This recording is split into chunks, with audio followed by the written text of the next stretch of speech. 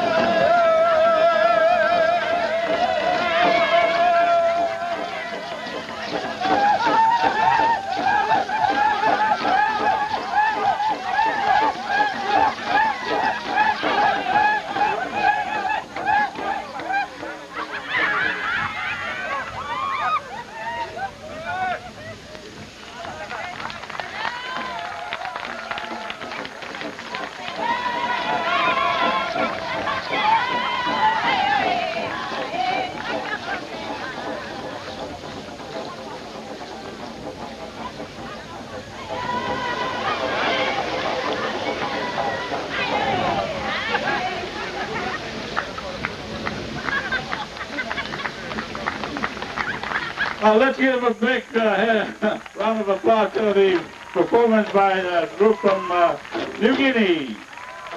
Thank you very much. That was lovely, wonderful. Thank you very much. And enjoy yourself in the afternoon and prepare for tonight's performance.